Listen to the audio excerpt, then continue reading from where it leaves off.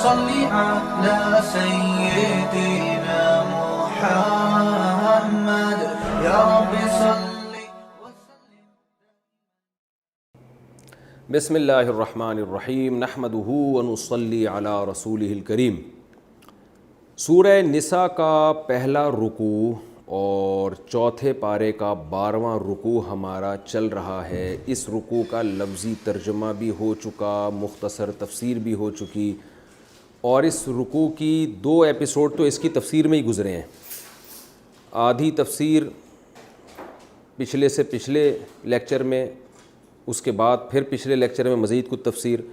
تو آج کے لیکچر میں بھی اسی رکوع کی مزید تفسیر میں انشاءاللہ کمپلیٹ کروں گا. اور ہم یہاں تک پہنچ چکے تھے کہ فَإِنْ آنَسْتُم مِّنْهُمْ رُشْدًا فَادْفَعُوا إِلَيْهِمْ أَمْوَالَهُمْ، کہ یتیموں کا مال ان کے حوالے مت کیا کرو حتیٰ کہ جب بالغ ہو جائیں تو بھی دیکھو کہ اگر وہ سمجھدار ہیں تو ان کا مال ان کے حوالے کرو، اور اگر یعنی مطلب یہ کہ سمجھدار نہیں ہے تو مت دو ان کا مال. اور سمجھداری کی جو آخری عمر ہے وہ میں نے آپ کو بیان کر دی تھی کہ 25 سال ہے. اگر لڑکا سمجھدار نہیں ہوتا تو 25 سال تک آپ اس کا مال روک سکتے ہیں، لیکن 25 سال کے بعد یہ عذر نہیں چلے گا کہ سمجھدار نہیں ہے. بہرحال پھر وہ اس کے حوالے کرنا پڑے گا آپ کو مال.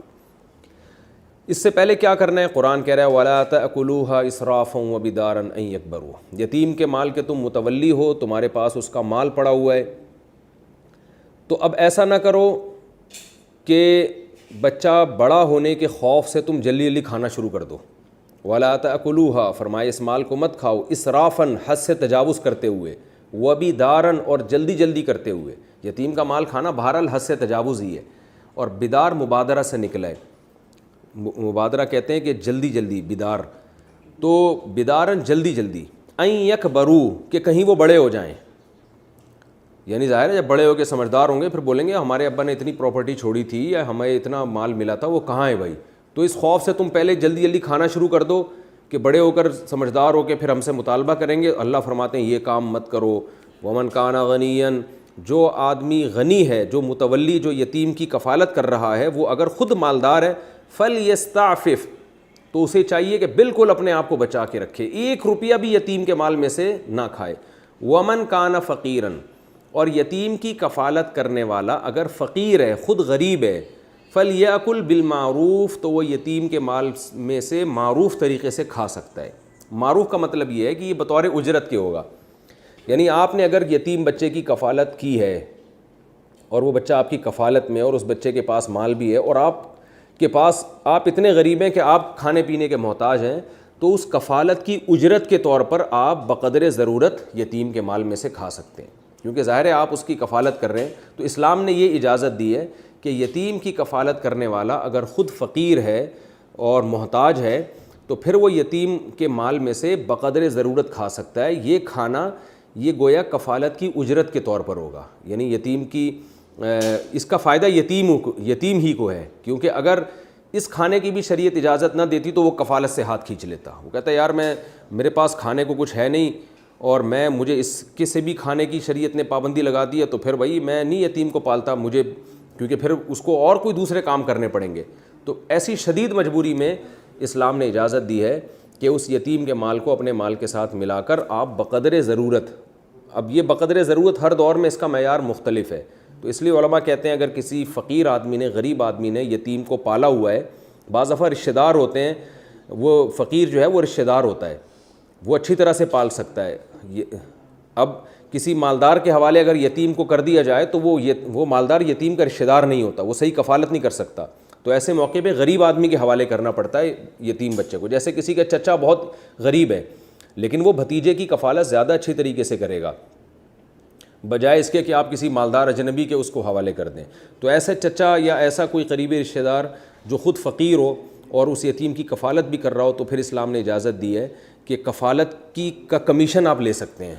اور کیونکہ یتیم ہی کو آپ فائدہ پہنچا رہے ہیں تو پھر اسی کے مال میں سے آپ بقدر ضرورت لے سکتے ہیں. وہ زیادہ کمیشن اس میں بھی جائز نہیں ہے، بس اتنا جس سے آپ کی کمر سیدھی ہو جائے. فرمایا ومن کان فقیرا فلیأکل بالمعروف فإذا دفعتم الیہم اموالہم، جب یتیموں کو ان کا مال ان کے حوالے کرو، جب وہ بالغ ہو جائیں اور سمجھدار بھی ہو جائیں، تو اللہ فرماتے جب ان کو ہینڈ اوور کرنے کا ٹائم آئے فاشہدوا علیہم، تو ان پر گواہ بھی بنا دیا کرو. اسلام ہر طرح کے نزاع سے، بدگمانیوں سے آپ کو بچانے کی کوشش کرتا ہے کہ ایسا نہ ہو کہ چپکے سے ان کو پکڑا دیا، کسی کو پتہ ہی نہیں ہے. یعنی جب تک ان کا مال ان کو نہیں پکڑایا تو بھی ان کو بتاتے رہو تمہارا مال ہے، ہم تمہیں دیں گے، اور جب دینے کا ٹائم آئے تو چھپڑ میں جا کے تنہائی میں نہ مت دیا کرو، بلکہ دنیا کو بتاؤ، گواہوں کو بتاؤ کہ بھائی ہم بری و ذمہ ہیں، دیکھو ایک ایک پائی ہم نے ان کے حوالے کر دی، اب کل کوئی ہم سے مطالبہ نہ کرے. ورنہ کیا ہوگا، بعض دفعہ یتیم کہے گا کہ بھئی مال تو بہت زیادہ تھا، انہوں نے دیا تھوڑا ہے، یا یہ بھی کہہ سکتا ہے، اس کی نیت خراب ہو سکتی ہے، وہ یہ کہہ سکتا ہے کہ دیا ہی نہیں ہے مجھے، مکر جائے، یا اور 10 لوگ باتیں بنا سکتے ہیں کہ بچے کو بیوقوف بنایا ہے اس نے. تو اس لیے قرآن کہہ رہا ہے جو ہے نا معاملات کو کلیئر رکھو، صاف رکھو، گواہ بنا کے ان کے سامنے اس کا مال اس کے حوالے کیا کرو. وَكَفَى بِاللَّهِ حَسِيبًا، اور اللہ کافی ہے حساب لینے کے اعتبار سے. یعنی یہ جو ہم تمہیں گواہ بنانے کا حکم دے رہے ہیں یہ دنیا کے لیے، تاکہ لڑائی جھگڑے نہ ہو، بدگمانی نہ ہو، لیکن اصل حساب اللہ آخرت میں لے گا، اس کو تم دھوکہ نہیں دے سکتے، یہ دماغ میں رکھا کرو. آگے اللہ تعالیٰ فرماتے ہیں لِلرِّجَالِ نَصِيبٌ مِّمَّا تَرَكَ الْوَالِدَانِ وَالْأَقْرَبُونَ. عرب میں والدین جو کچھ چھوڑ کر جاتے تھے وراثت میں، لڑکوں کا تو حصہ ہوتا تھا، لڑکیوں کا نہیں ہوتا تھا. تو قرآن نے اس جاہلیت کی رسم کو بھی یہاں منسوخ کیا کہ یتیم چاہے لڑکا ہو یا لڑکی ہو، اس کا باپ جو کچھ چھوڑ کر گیا ہے تو بچہ اور بچی دونوں کا حکم سیم ہے، سب کے مال کی آپ نے حفاظت کرنی ہے، کیونکہ سب کا حصہ ہے اس میں، صرف لڑکوں کا حصہ نہیں ہے. اس لیے اللہ نے فرمایا للرجالی، مردوں کے لیے بھی نصیب حصہ ہے، مما، یہ اصل میں تھا منما، اس مال میں سے، ترک الوالدانی جو والدین چھوڑ کر جائیں، والاقربون یا رشتہ دار چھوڑ کر جائیں، وللنساء اور عورتوں کے لیے بھی نصیب حصہ ہے، مما اس مال میں سے، ترک الوالدانی جو والدین چھوڑ کر جائیں، والاقربون یا رشتہ دار جو کچھ چھوڑ کر جائیں گے حصہ ہے. ایک اور زمانے جاہلیت میں رسم تھی جو کہ آج بھی ہے کہ ابا اور اماں جو وراثت چھوڑ کر جاتے ہیں اس میں لاکھوں کروڑوں روپے کی جائیدادیں جو تقسیم ہوتی ہیں، چھوٹی موٹی چیزیں ہڑپ کر جاتے ہیں لوگ. تو اللہ قرآن میں یہ فرما رہے ہیں مما، یہ بھی من ما تھا اصل میں، اس مال میں سے حصہ ہے، قلہ جو قلیل ہو، منہ اس مال میں سے، او کسورا یا زیادہ ہو. یعنی تم اس ہیڈک میں تم نے نہیں پڑھنا کہ زیادہ جائیداد چھوڑی ہے یا کم چھوڑی ہے، یا بڑے بڑے مال کو تقسیم کرنا ہے، چھوٹے چھوٹے مال کو تقسیم نہیں کرنا. اللہ فرماتے ہیں جو کچھ والدین چھوڑ کر جائیں گے، لڑکوں کا بھی پورا پورا حصہ ہے، لڑکیوں کا بھی حصہ ہے، چاہے وہ تھوڑا چھوڑ کر جائیں، چاہے وہ کسورا یعنی کثرت سے ہو، زیادہ ہو، اس سے کوئی فرق نہیں پڑتا. نصیباً، اور یہ حصہ ہے مفروضاً، فرض کردہ، یعنی اللہ کی طرف سے مقرر کردہ حصہ ہے، جو کہ اس کی تفصیل آگے آئے گی انشاءاللہ کتنا کس کو ملے گا. تو یہ اللہ کی طرف سے مقرر حصہ ہے. مفروض کا معنی ہوتا ہے فرض کردہ، یعنی یہ تمہارا اختیار نہیں ہے یورپ اور امریکہ کی طرح کے جو مرنے والا ہے اس کو رائٹ اللہ نے دے دیا کہ فلاں کو دے دو تو فلاں کو دے دو، ایسا نہیں ہے، بلکہ یہ اللہ کی طرف سے متعین حصہ ہے کہ والدین یا رشتہ دار جو کچھ چھوڑ کر جائیں گے اس کی وراثت میں مردوں کو بھی ملے گا اور عورتوں کو بھی. تو چاہے وہ زیادہ چھوڑ کر جائیں یا کم چھوڑ کر جائیں، یہ اللہ کی طرف سے مقرر کردہ قانون ہے، اس میں تم اپنی طرف سے چینجنگ نہیں کر سکتے. وَإِذَا حَضَرَ الْقِسْمَةَ أُولُو الْقُرْبَى وَالْيَتَامَى وَالْمَسَاكِينَ.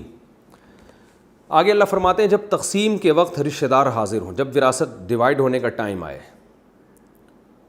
آپ نے دیکھا ہوگا جب بھی کوئی بالو شاہی بٹ رہی ہوتی ہے نا، بہت لوگ آ جاتے ہیں. جب بھی قربانی کا گوشت تقسیم ہو رہا ہوتا ہے تو بہت سے غریب مسکین بھی آ جاتے ہیں. تو جب بھی کہیں بھی دنیا میں تقسیم کا عمل ہوتا ہے تو غربا اور مساکین بھی بیچارے کشکول لے کے آ جاتے ہیں کہ بھئی ہمیں بھی کچھ دے دو اس میں سے، آج تم لوگ اتنا تقسیم کر رہے ہو. تو زمانے جاہلیت میں جب تک وراثت کے حکام نازل نہیں ہوئے تھے تو اس وقت اس آیت کی دو تفسیریں. ایک تو یہ کہ اس آیت کا تعلق زمانے جاہلیت میں، یعنی یہ آیت نازل ہوئی تھی وراثت کے احکام کے نازل ہونے سے پہلے، یعنی اس وقت قرآن نے بتایا نہیں تھا بیٹے کا کتنا حصہ، بیٹی کا کتنا حصہ، یہ بتایا نہیں تھا. اس وقت یہ آیت نازل ہوئی تھی جو بعد میں منسوخ ہو گئی. تو اس کے حساب سے اس آیت کی تفسیر یہ ہوگی کہ اذا حضر القسمۃ اولو القربى، جب بھی تقسیم کا وقت آئے، یعنی وراثت کی تقسیم کرنے لگو تو اس تقسیم میں اگر جو بھی اولو القربى رشتہ دار حاضر ہو رہے ہیں، یتیم حاضر ہو رہے ہیں، مسکین حاضر ہو رہے ہیں، فرزقوہم منہ، تو سب کو تھوڑا تھوڑا اس میں سے دیا کرو. وقولوا لهم قولا معروفا، اور ان کو اچھی بات کہہ دیا کرو کہ یہ لو بھائی، یہ لو اور زیادہ نہیں لو، چلو شاباش یہاں سے نکلو، باقی دوسرے رشتہ دار ہیں ان کو ہم نے زیادہ دینا ہے. یہ مطلب ہے اچھی بات کا. لیکن اس آیت کی ایک دوسری تفسیر بھی ہے وہ تفسیر یہ ہے کہ یہ آیت وراثت کے احکام کے بعد ہی نازل ہوئی ہے، یعنی مطلب یہ کہ اللہ نے نصیب مفروض میں بتا دیا کہ ہر ایک کا حصہ متعین ہے، تو وہ تو سب کو دینا پڑے گا، لیکن جب وراثت تقسیم ہو رہی ہو تو بہت سارے رشتہ دار، یتیم، مسکین جو محتاج ہوتے ہیں، وہ لوگ لالچ لے کے آتے ہیں کہ کچھ تھوڑا سا ہمیں بھی دے دو، تو اللہ فرماتے ہیں کہ صدقے کے طور پر تھوڑا تھوڑا ان کو بھی دے دیا کرو، وقولوا لهم قولا معروفا، اور ان سے عمدہ بات کر دیا کرو۔ عمدہ بات کا مطلب بھائی یہ وراثت میں سب کے حصے ہم زیادہ نہیں دے سکتے آپ کو، تو یہ لازم حکم نہیں، ایک ترغیبی حکم ہے، اور یہ بھی جب ہے کہ جب سارے وارث بالغ ہوں۔ ایک وارث بھی اگر نابالغ ہے تو نابالغ کے مال میں آپ اس کی اجازت سے بھی تصرف نہیں کر سکتے، یعنی اس میں شرط ہے کہ سارے بالغ ہوں اور دل کی خوشی سے راضی ہوں کہ اتنا حصہ ہم صدقہ کر دیتے ہیں ابا کی وراثت میں سے، جیسے کہ آج بھی ہوتا ہے، باپ مرتا ہے تو سارے بچے بیٹھ کے یہ فیصلہ کرتے ہیں بھائی ٹھیک ہے ہمارا اتنا حصہ بنتا ہے، لیکن ہم 100% دل کی خوشی سے اتنا مال ہم فلاں جو ہماری رشتہ دار ہے یا یتیم ہے وہ بیچارے کا کوئی کفالت والا نہیں ہے تو ہم اس کو دے دیتے ہیں یا چیریٹی کر دیتے ہیں ہم، تو یہ آج بھی ترغیبی حکم ہے، جائز ہے، لیکن اس میں 2 شرطیں میں نے بتائی کہ نابالغ بچہ یا بچی یا وہ بچہ جو ماں کے پیٹ میں ہو، حمل سے ہو، اس کے حصے میں آپ صدقہ یا چیریٹی بالکل بھی نہیں کر سکتے۔ اور دوسری بات یہ کہ بالغوں کی بھی 100% رضا ضروری ہے۔ بعض دفعہ سب دل سے راضی نہیں ہوتے، مروت میں بڑے بھائی کے کہنے پر یا رشتہ داروں کے کہنے پر شرم اور مروت میں کہہ دیتے ہیں چلو یہ ابا کی پراپرٹی میں سے اتنا ہم صدقہ کر دیتے ہیں، تو شرم اور مروت میں غالب آ جاتے ہیں، تو اس لیے آج علماء یہ کہتے ہیں کہ آج افضل یہی ہے کہ پہلے وراثت کو ڈیوائڈ کر کے ہر ایک کو ہینڈ اوور کر دیا جائے، اس کے بعد پھر کہا جائے بھائی جس نے اپنا حصہ صدقہ کرنا ہے لاؤ، مشترک کر کے ہم وہ صدقہ کر دیتے ہیں۔ وراثت کی تقسیم سے پہلے یہ صدقہ کرنا اس زمانے میں نامناسب ہے، کیونکہ بہت سے لوگوں کی دل سے خوشی نہیں ہوتی، لوگوں کے آج کل ظرف اتنے بڑے ہیں نہیں، اور نابالغ ہے تو پھر تو بالکل ہی حرام ہے۔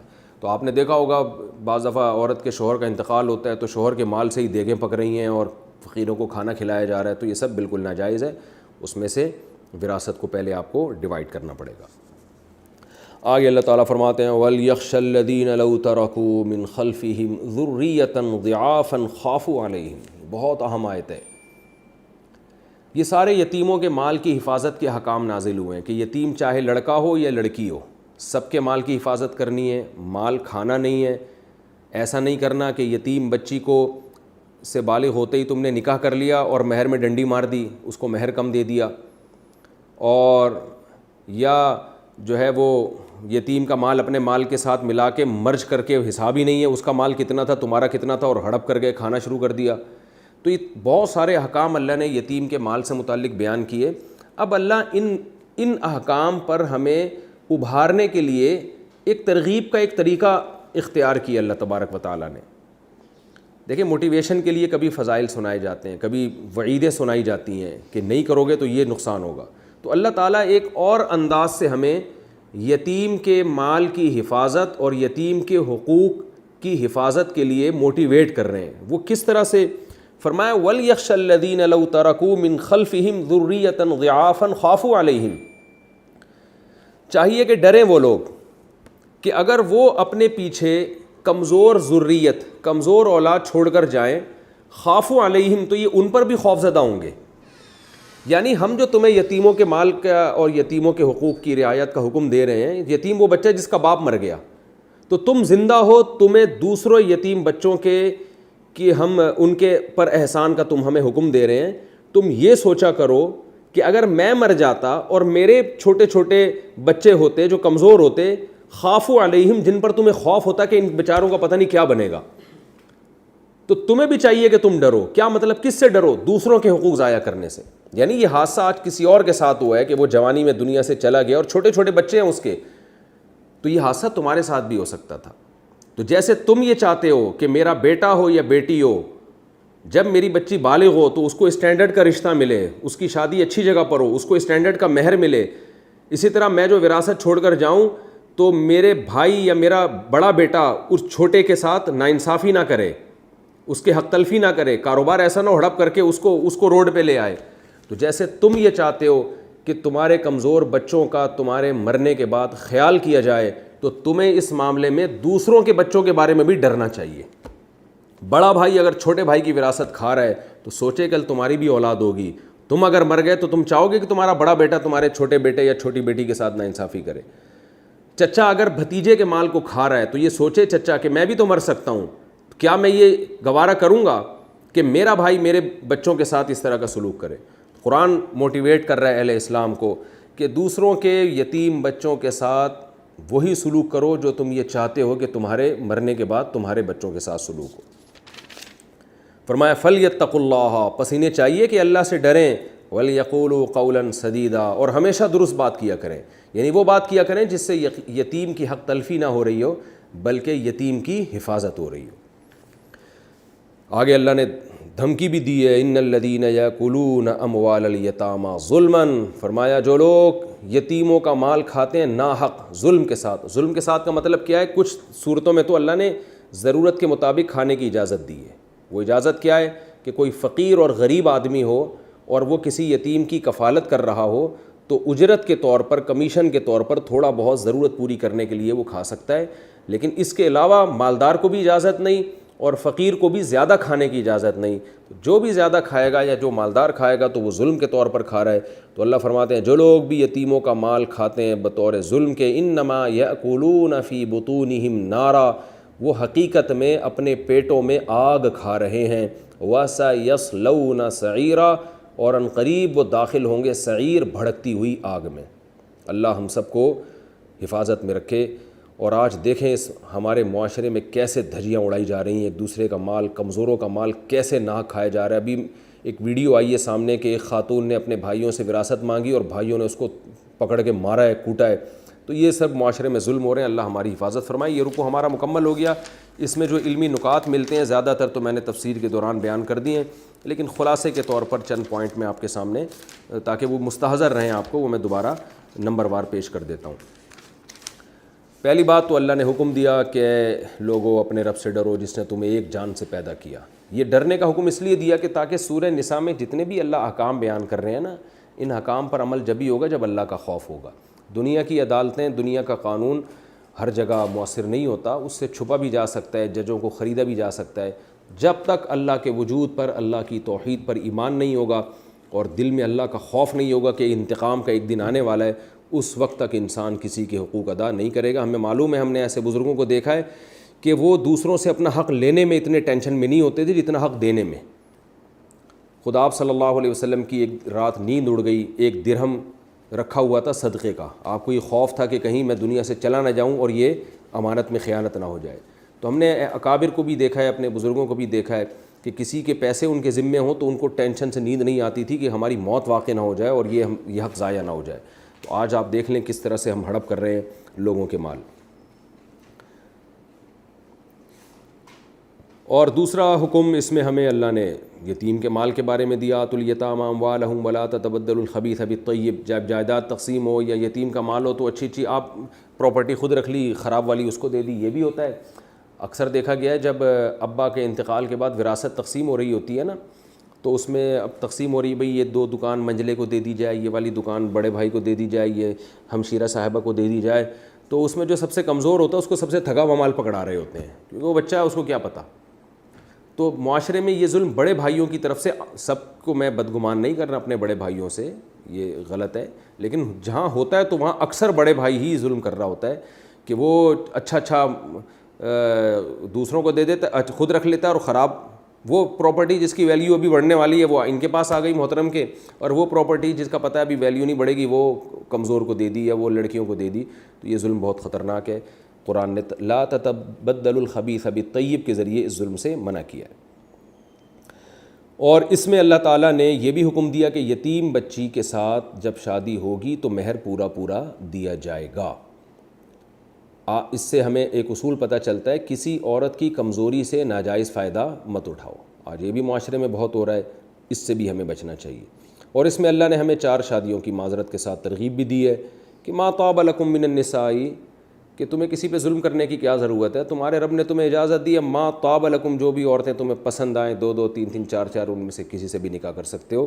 ہاں عدل ضروری ہے، جہاں برابری ہے وہاں برابری کرنی پڑے گی، جہاں بیسک حقوق ہیں وہاں ان کے بیسک حقوق ادا کرنے پڑیں گے۔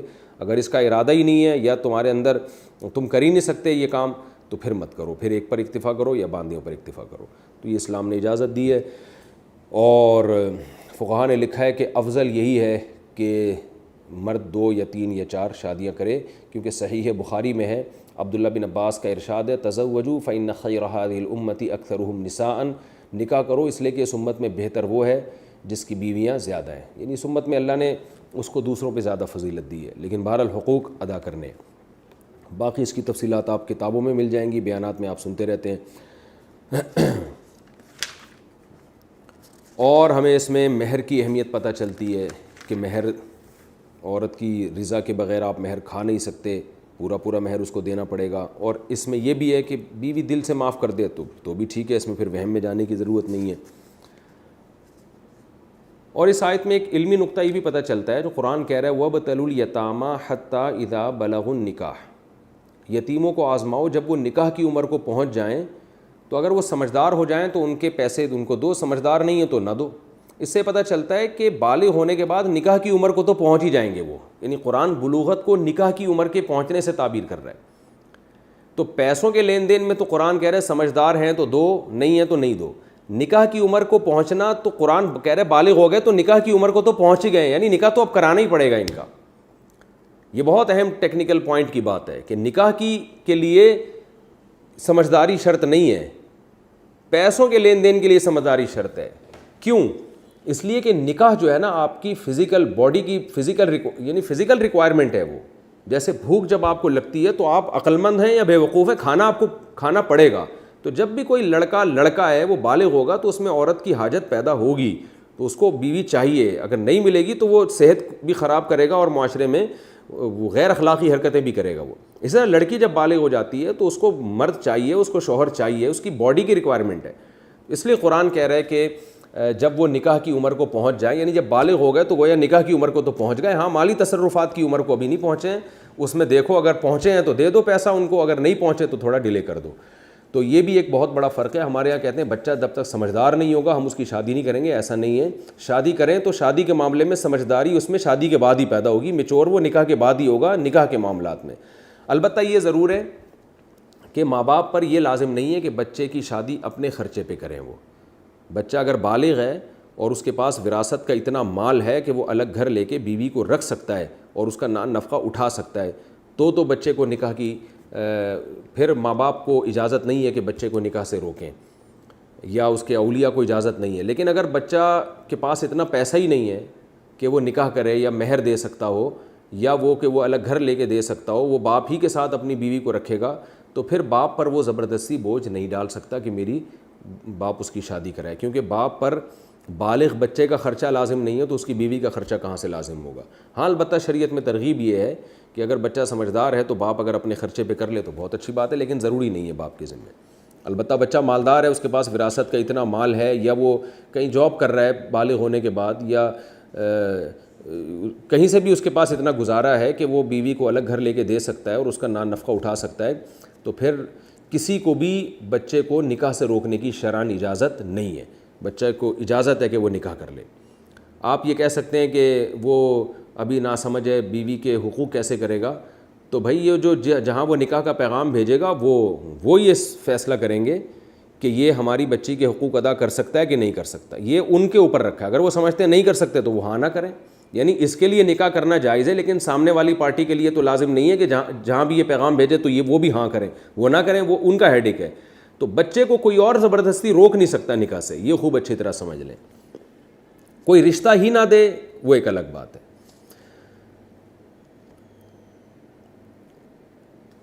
اور اس سے ہمیں علمی نقطہ یہ بھی پتہ چلتا ہے اس آیت میں کہ اللہ نے جو ایک اہم بات اس میں کی کہ تم اپنے بارے میں یہ سوچا کرو کہ اگر تم مر گئے تو تمہارے بچوں کے ساتھ اگر کوئی ناانصافی کرے تو تمہیں کتنی تکلیف ہوگی، تو اسی طرح دوسروں کے بچوں کے ساتھ بھی ناانصافی مت کرو۔ تو یہ اصول صرف بچوں کے بارے میں نہیں، ہر ایک کے بارے میں۔ آپ نکاح کر کے اپنی بیوی پہ ظلم کر رہے ہیں، تو آپ کی بیوی کسی کی بیٹی بھی ہے، تو آپ یہ سوچیں کہ آپ کی بیٹی کے ساتھ بھی سسرال میں اگر یہ سلوک ہو تو آپ برداشت کر لیں گے؟ تو یعنی ایک قرآن نے ایک اصول بیان کیا ہے کہ ہر ایک کو اپنے اوپر رکھ کے سوچو۔ آپ اپنے کوئی بھی اپنے ریلیٹیو کے ساتھ ناانصافی کر رہے ہیں یا کسی اجنبی کے ساتھ ناانصافی کر رہے ہیں تو آپ یہ چاہیں گے کہ وہی ناانصافی آپ کے ساتھ ہو. ایک صاحب مجھے کہنے لگے کہ اس زمانے میں جھوٹ بول کے مال بیچنا ضروری ہے, اس کے بغیر مال بکتا نہیں ہے تو مجبوری ہے. میں نے کہا ٹھیک ہے, پھر جیسے آپ کے لیے جائز ہے جھوٹ بول کے مال بیچیں اس دلیل کی بیس پر, تو پھر دوسرے کے لیے بھی جائز ہوگا آپ کو بیوقوف بنا کے مال بیچے. تو اگر کوئی آپ کو جھوٹ بول کے دھوکہ دے کے کوئی چیز آپ کو پہنا دے تو پھر آپ کو اس پر اعتراض نہیں ہونا چاہیے. تو کہنے نہیں میں تو ایسا برداشت نہیں کر سکتا کہ کوئی مجھے دھوکہ دے. تو میں نے کہا جو اپنے لیے اصول ہے وہی دوسروں کے لیے بھی ہونا چاہیے, کہ آپ تو ابھی یہ کہہ رہے ہیں, دلائل دے رہے ہیں کہ جھوٹ بولے بغیر تجارت ہوتی نہیں ہے, تو پھر دوسرے کو بھی اجازت دو کہ وہ بھی آپ کے سامنے سارا دن جھوٹ بولا کرے. تو یہی اصول یعنی صرف یہ اولاد کے بارے میں نہیں ہے, یہ اصول ہر ایک کے بارے میں ہے کہ جو کام آپ اپنے لیے برداشت نہیں کرتے وہ آپ دوسروں پر بھی وہ زیادتی نہ کریں. یہ ہمارا رکوع الحمدللہ کمپلیٹ ہو گیا. اب ہم انشاءاللہ آگے چلتے ہیں. سورہ نساء کا رکوع نمبر 2 اور چوتھے پارے کا رکوع نمبر 13. حسب معمول سب سے پہلے اس رکوع کا لفظی ترجمہ ہوگا مختصر گرامر کے ساتھ, پھر انشاءاللہ اس کی تفسیر ہوگی اور پھر جو ہمیں علمی نکات ملتے ہیں. تو لفظی ترجمہ ہم چلتے ہیں پہلے. بسم اللہ الرحمن الرحیم. یوصیکم اللہ فی اولادکم. اوصا یوصی ایصاء, اکرم یکرم اکرامن کی طرح. اس کا معنی ہوتا ہے وصیت کرنا. وصیت کرتا ہے اللہ تعالیٰ تمہیں فی اولادکم, تمہاری اولاد کے معاملے میں. وہ کیا وصیت ہے؟ للذکری, لڑکے کے لیے, مثل حظ الانثیین, انثیٰ کہتے ہیں عورت کو, لڑکی کو, انثیین دو لڑکیاں, حظ کہتے ہیں نصیب کو. اللہ فرماتے ہیں للذکری, لڑکے کے لیے ہے, مثل حظ الانثیین, دو لڑکیوں کے نصیب کے مثل, یعنی دو لڑکیوں کو جتنا حصہ ملے گا ایک لڑکے کو اتنا ملے گا, یعنی لڑکے کا حصہ دو لڑکیوں کے برابر ہے. فَإِن كُنَّا, پس اگر ہوں وہ, کانا یکونو کا معنی ہونا, کننا اصل میں تھا کوننا ضربنا کی طرح. اگر ہوں وہ یعنی وہ بیٹیاں جو ہیں وہ یعنی وہ جو اولاد ہو وہ نساءً صرف لڑکیاں ہی ہوں, بیٹا تمہاری اولاد میں ہے ہی نہیں, اگر ہوں وہ صرف لڑکیاں, فوق اثنتین, اور دو سے زیادہ ہوں, دو سے اوپر ہوں, فلہن, تو ان لڑکیوں کے لیے ہے ثلثا ما ترک. ماں سے مراد وہ چیز, ترکہ کا معنی جو انہوں نے چھوڑا ہے, ترکہ یترکو ترکن چھوڑنا, جو کچھ چھوڑا ہے والدین نے, باپ یا ماں نے, تو ثلثا, ثلث کہتے ہیں 1/3 کو, 33.3% کو, 1/3 کو, اور ثلثانی 2/3. تو ثلثا ما ترک کا مطلب جو کچھ ماں باپ نے چھوڑا ہے اس میں سے 2 ثلث. یعنی آیت کا مطلب کیا ہوا کہ اللہ تمہیں اولاد کے بارے میں نصیحت کرتا ہے, لڑکے کو ملے گا لڑکیوں کی نسبت 2 لڑکیوں کے برابر, ایک لڑکے کا حصہ ہے. فَإِن كُنَّ نِسَاءً, لیکن اگر وہ اولاد ساری عورتیں ہی ہیں, لڑکا کوئی بھی نہیں ہے, اور وہ لڑکیاں 2 سے زیادہ لڑکیاں ہیں, فَلَهُنَّ ثُلُثَا مَا تَرَكَ, تو والدین نے جو کچھ چھوڑا ہے اس میں سے ان کے لیے 2/3 ہے, یعنی 66.6% ان لڑکیوں میں برابر ڈیوائڈ کر دیا جائے گا. وَإِن كَانَتْ وَاحِدَةً, اور اگر وہ ایک لڑکی ہو, یعنی ماں باپ نے صرف ایک بیٹی چھوڑی ہے, ایک ہی بیٹی ہے, نہ بیٹا ہے نہ ایک سے زیادہ بیٹیاں ہیں, فَلَهَن نِصْفُ, تو اس لڑکی کے لیے نصف ہے. نصف کہتے ہیں آدھی کو, یعنی جتنا ماں باپ چھوڑ کر جائیں گے اس میں سے 50% اس اکیلی بیٹی کو دیا جائے گا, باقی 50% دوسرے ورثہ میں. آگے اللہ فرماتے ہیں وَلِي أَبَوَيْهِ, لی کا معنی لیے, ابوئی, اب اصل میں ابا کو کہتے ہیں, اب, اور ابوین 2 ابا, اور ابوئی ہی اس شخص کے 2 ابا. تو لفظی ترجمہ تو یہی ہوگا, لیکن اس کو کہتے ہیں صنعت تغلیب, یعنی ماں الگ ہے باپ الگ ہے تو 2 افراد ہو گئے نا. یہ اس کی مثال ہے جیسے ہم کہتے ہیں والدین. اب دیکھیں والد تو ابا کو کہتے ہیں نا, اور والدین 2 ابا, تو 2 ابا نہیں, اصل میں ایک ابا ایک اماں. تو اماں کو بھی مجازاً ابا کے لفظ کے تحت داخل کر لیا ہے.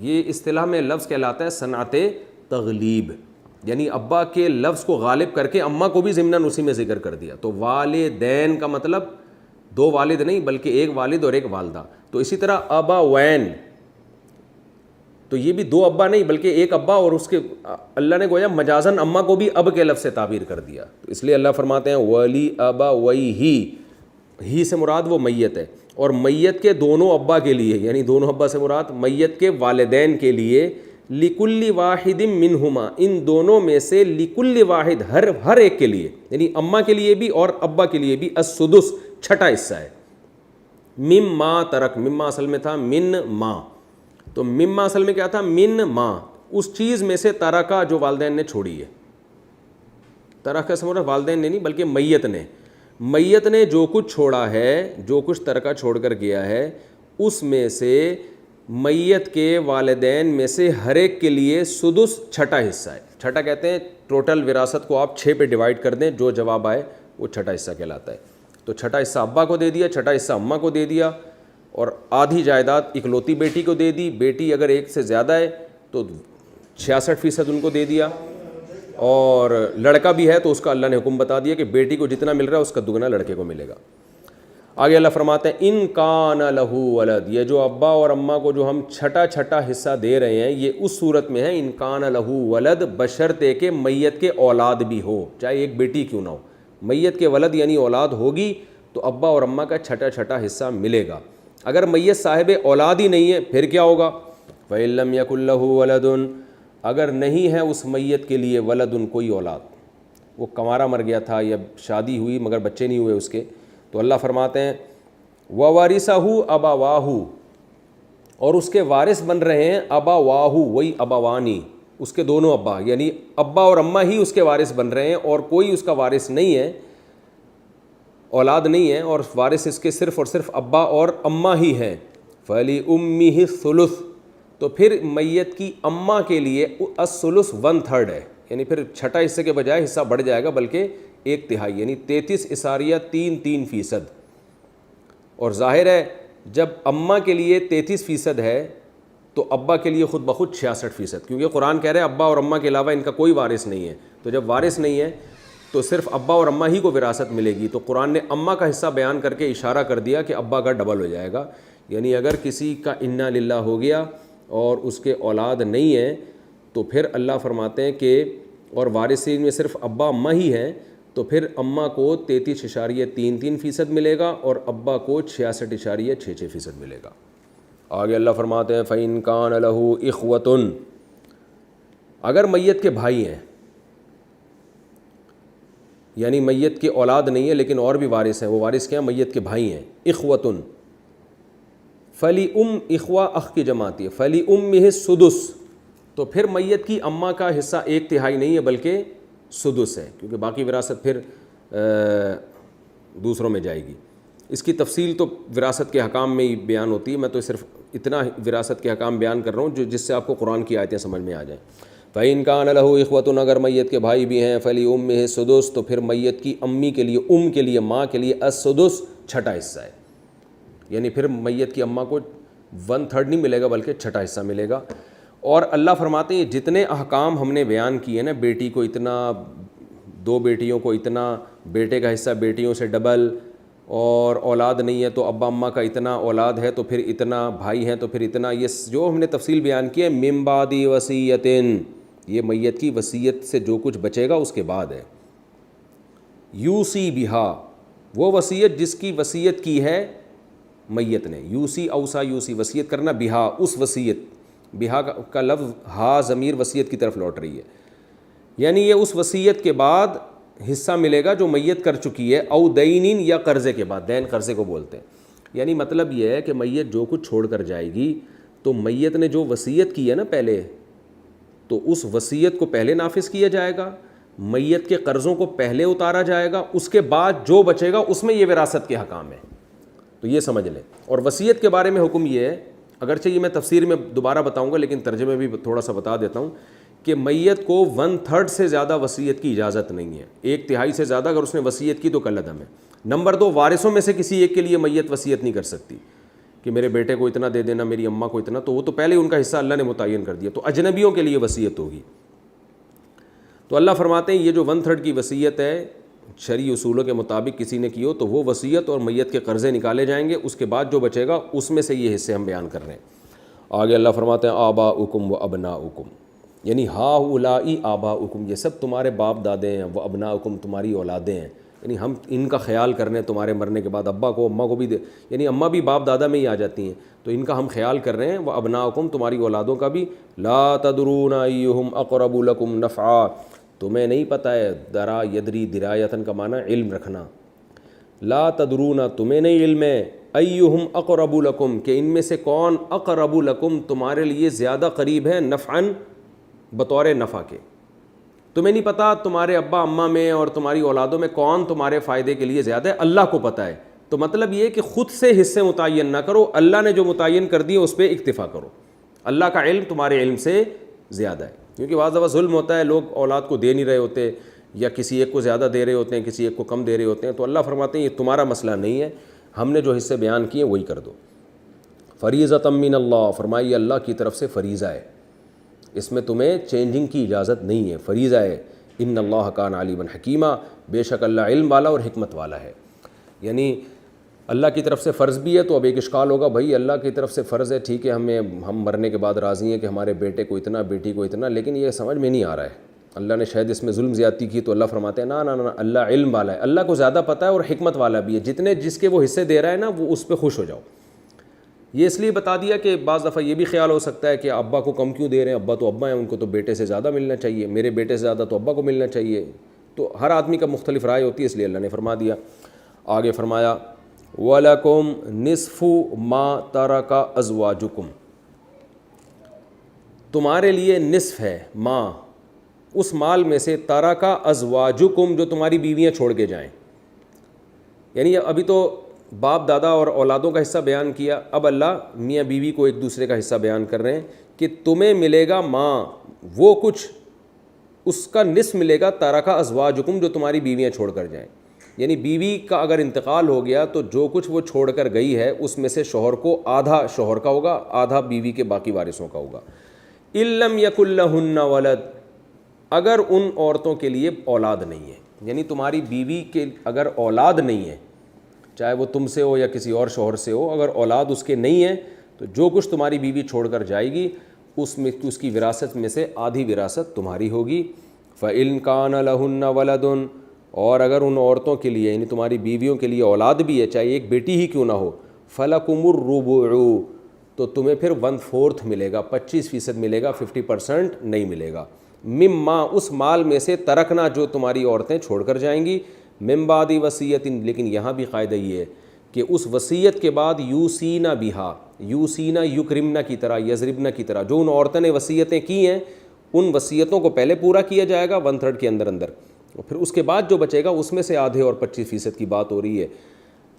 او دینین یا قرضے کے بعد، یعنی بیویوں پہ جو قرضہ تھا وہ پہلے نکالا جائے گا. آگے اللہ عورت کا حق بیان کر رہے ہیں وَلَهُنَّ الرُّبُعُ اور ان عورتوں کے لیے چوتھائی ہے. ربع کہتے ہیں 1/4 25% ہے. مما ترکتم جو کچھ تم چھوڑ کر جاؤ، جو تم نے تم نے چھوڑا ہے. إِن لَّمْ يَكُن لَّكُمْ وَلَدٌ اگر تمہارے اولاد نہیں ہے، چاہے اس بیوی سے ہو یا کسی اور بیوی سے. اگر تم صاحب اولاد نہیں ہو، تمہارا انا للہ ہوتا ہے، تمہارا انتقال ہوتا ہے تو تمہاری وراثت میں سے ٹوٹل میں سے وصیت اور دین نکالنے کے بعد 25% تمہاری بیوی کا ہے. فَإِن كَانَ لَكُمْ وَلَدٌ اور اگر تمہارے اولاد ہے فَلَهُنَّ الثُّمُنُ ثمن ثمان سے نکلا ہے تو پھر ان کے لیے ثمن ہے، 8واں حصہ ہے، 12.5% ہے. مما ترکتم اس وراثت میں سے جو تم نے چھوڑی ہے، من بعد وصیت اس وصیت کے بعد توصون بہا جو تم وصیت کرو گے، او دین یا قرضے کے بعد، یعنی تمہارے قرضے اور تمہاری وصیت پر پہلے عمل کیا جائے گا، پھر جو بچے گا اس میں سے تمہاری بیوی کو اگر تمہارے اولاد ہے تو 8واں حصہ، تمہارے اولاد نہیں ہے تو اس کو 4تھائی حصہ دیا جائے گا. وَإِن كَانَ رَجُلٌ يُورَثُ كَلَالَةً اور اگر کوئی ایسا آدمی ہے یورثو جو وارث بنایا جاتا ہے. وارث بنائے جانے کا مطلب خود وارث نہیں ہے بلکہ وہ مرتا ہے تو آگے اس کے وارث ہیں. اورث یورثو ایراسن کا معنی وارث بنانا، اور یورثو بنایا جانا، یہ پیسو وائس ہے یکرمو کی طرح، جو خود وارث بنایا جاتا ہے. کس طور پر؟ کلالہ کے طور پر. کلالہ کہتے ہیں جس کے نہ والدین ہو نہ اولاد ہو. تو اگر کوئی شخص ایسا ہے جس کے نہ ابا ہے نہ آگے اولاد ہے، اس طور پر وہ وارث وہ مر رہا ہے اور آگے اس کے وارث بن رہے ہیں. او امراتن یا کوئی عورت اس طرح مر جاتی ہے کہ نہ اس کے ابا ہیں نہ اس کی آگے اولاد ہے. وَلَهُ أَخٌ لیکن اس کا کوئی بھائی ہے. او اختن یا کوئی بہن ہے فَلِكُلِّ وَاحِدٍ مِّنْهُمَا السُّدُسُ تو ان میں سے ہر ایک کے لیے چھٹا حصہ ہے. یعنی ایک آدمی کا انتقال ہوتا ہے اس طور پر کہ نہ اس کے والدین ہیں نہ اس کے اولاد ہے, تو پھر ایسی صورت میں دیکھا جائے گا اگر اس کا ایک بھائی یا ایک بہن ہے تو دونوں میں سے ہر ایک کو چھٹا حصہ ملے گا. چھٹا حصہ یعنی ٹوٹل وراثت کو 6 پہ ڈیوائڈ کیا جائے گا اور وہ اس بھائی یا اس بہن کو دے دیا جائے گا. فَإِن كَانُوا أَكْثَرَ مِن ذَلِكَ اور اگر وہ اس سے زیادہ ہوں, یعنی ایک سے زیادہ بہن یا بھائی ہیں, تو فَهُمْ شُرَكَاءُ فِي الثُّلُثِ تو وہ 1/3 وراثت میں سب برابر کے شریک ہو جائیں گے. یعنی اس میں پھر لڑکے کا زیادہ اور لڑکی کا آدھا بھی نہیں ہے, بلکہ وہ سب کے سب برابر کے شریک ہو جائیں گے. اس آیت کی میں تفسیر اور بھی بیان کروں گا. یہاں یاد رکھیں اخ یا اخت سے مراد یعنی بھائی یا بہن سے مراد وہ بھائی اور بہن ہیں جو صرف ماں شریک ہوں. یعنی میت کے وہ بھائی بہن جو جن کے باپ الگ الگ ہوں اور ماں ایک ہو, یعنی باپ الگ الگ ہیں, میت کی ماں اور ان بھائی بہنوں کی ماں ایک ہو اور میت کے باپ اور ان بھائی بہنوں کے باپ الگ الگ ہوں. اس کو اخ یا اخت خیفی کہتے ہیں. خیفی کا مطلب ماں شریک بہن بھائی, یعنی میت کے ماں شریک بہن بھائیوں کا یہ حکم بیان کیا جا رہا ہے. اگر باپ شریک بہن بھائی ہیں یا ماں اور باپ دونوں شریک بہن بھائی ہیں تو ان کا یہ حکم نہیں ہے. یہ آگے قرآن نے اس کو دوسرے مقام پہ واضح کیا ہے. تو انشاءاللہ اگلے ایپیسوڈ میں اس کا مزید ترجمہ آپ کے سامنے پیش کروں گا. اللہ تعالیٰ سمجھنے کی اور عمل کی توفیق عطا فرمائے.